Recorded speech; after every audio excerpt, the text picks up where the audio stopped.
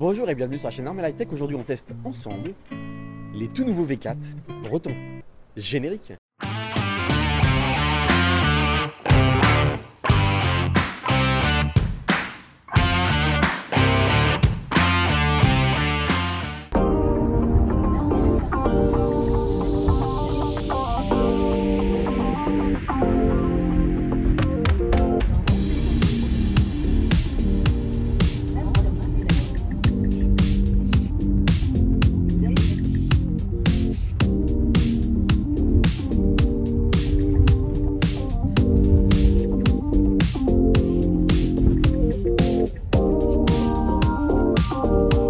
Bonjour et bienvenue sur la chaîne Armel High Tech. Aujourd'hui, une toute nouvelle vidéo assez matinale.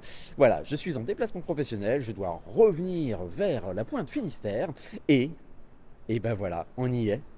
Le tout nouveau chargeur de Rennes Clenay en V4, enfin disponible. Je vous montre ça tout de suite. Donc nous sommes sur un superchargeur de 20 stèles, positionné sur le parking couvert d'un Leclerc, centre Leclerc, et nous avons 20 stèles. Et la particularité de ce superchargeur, et oui, mesdames et messieurs, vous le voyez, non, ce n'est pas le portique à chariot, ce sont ces toutes nouvelles bornes des V4.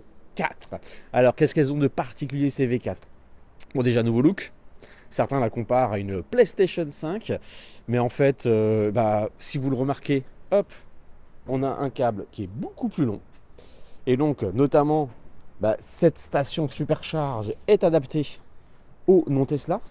Et donc, ça va permettre, regardez, hein, on voit la longueur de câble, ça va permettre notamment à pas mal de voitures électriques non Tesla, comme les voitures du groupe Volkswagen, hein, qui n'ont pas leur borne de charge combo CCS du même côté que nous sur la Tesla, de pouvoir se brancher sur la bonne place de parking et donc ne déranger personne.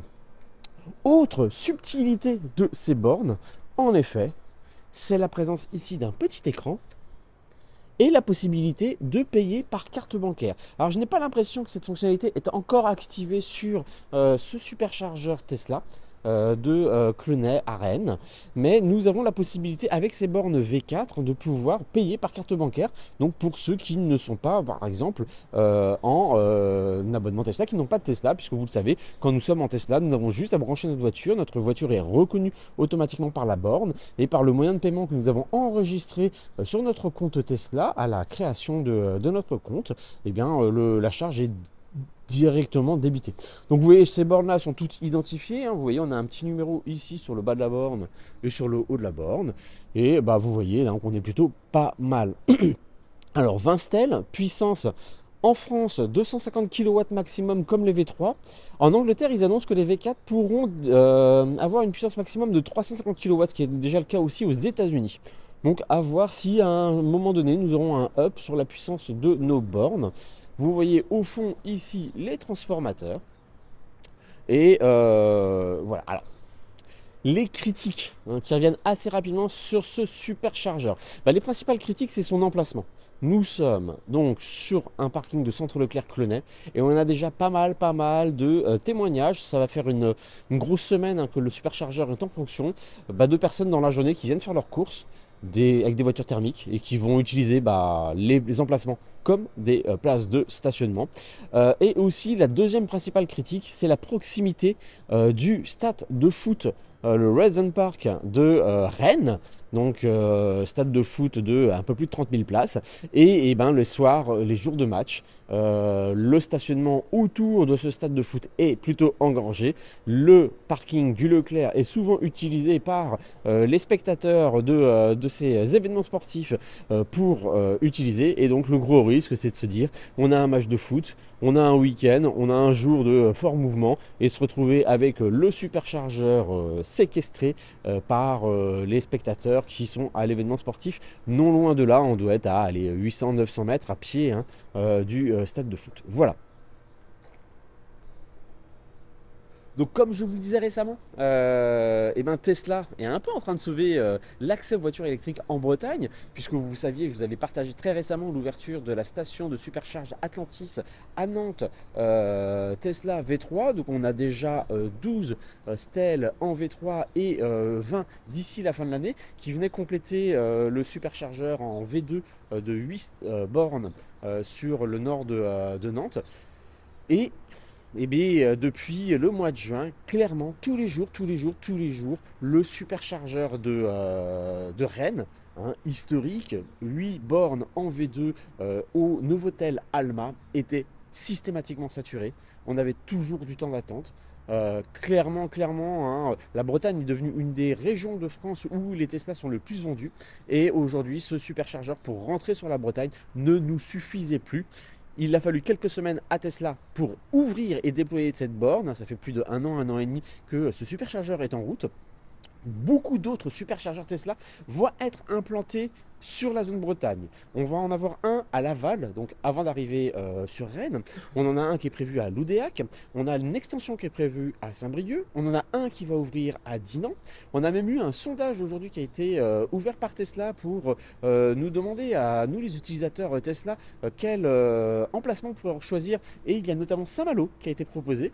On va avoir un superchargeur Tesla aussi à Vannes qui va se déployer. Donc clairement, la Bretagne va être très rapidement vraiment entourée de superchargeurs Tesla. Et c'est très important de le savoir, c'est que tous les nouveaux superchargeurs Tesla sont ouverts aux non-Tesla. Aujourd'hui, lors du dernier live de la chaîne EV, Charles de Tesla Geek nous indiquait qu'on a plus de la moitié maintenant des stations de supercharge Tesla qui sont ouvertes aux non-Tesla. Et en comptabilisant les bornes, on a une large majorité de bornes qui sont ouvertes aux non-Tesla. Et puis, vous regardez sur ChargeMap ou sur d'autres applications, on peut commencer à voir fleurir un peu partout en Bretagne des bornes de puissance importante, supérieures à 100-150 kW, sur des stations Lidl, sur des IE-Dot, sur des PowerDot, sur des parkings d'Intermarché, par exemple, comme à Ploermel, qui vient d'ouvrir. Moi-même, j'ai été me charger hier à Loudéac, sur des bornes 150 kW, qui a plutôt bien marché. Je vous mets quelques images ici. Et d'ailleurs, juste à côté de la borne, on a un distributeur de pizza, donc c'est plutôt pas pratique.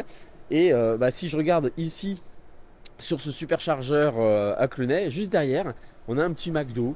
Voilà, donc c'est moins fun, c'est moins sympa que le Novotel Alma. Mais si je veux aller me prendre un petit café pendant que ma voiture charge, je vais pouvoir aller le chercher au McDo par exemple.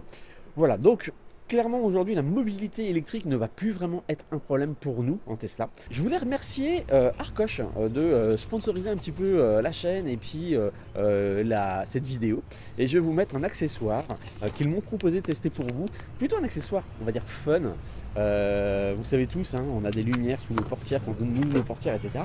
Et beaucoup de marques ont décidé d'avoir un petit peu une empreinte lumineuse de leur voiture avec le logo qui va apparaître. On a notamment nous ça sur la Volkswagen ID3 on a la possibilité de changer ces ampoules LED sous nos portières pour faire apparaître le logo de Tesla. Donc je vous mets tout de suite ce petit accessoire que Arcoche m'a proposé de tester pour vous.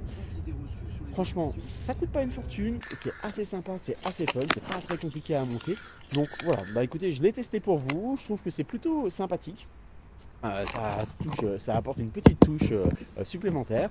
Arcoche me fait aussi le plaisir de vous mettre à disposition un code de réduction pour acheter sur leur site des accessoires. Donc n'hésitez pas, vous savez que j'avais récemment testé aussi pour vous le porte-lunettes qu'on peut mettre dans la voiture. Il y a pas mal de choses, de fixation pour nos téléphones et compagnie. Voilà, écoutez, merci d'avoir regardé cette vidéo. Aujourd'hui, rouler en voiture électrique, c'est tout sauf compliqué. J'ai mon Tesla Model Y depuis 6 mois, je suis déjà à 44 000 km. Franchement, tous ceux qui pensent que rouler en voiture électrique est impossible, venez tester. Voilà, merci à vous, merci à Tesla de nous proposer cette nouvelle station de chargeur V4 en Bretagne et à bientôt sur la chaîne Armel High Tech.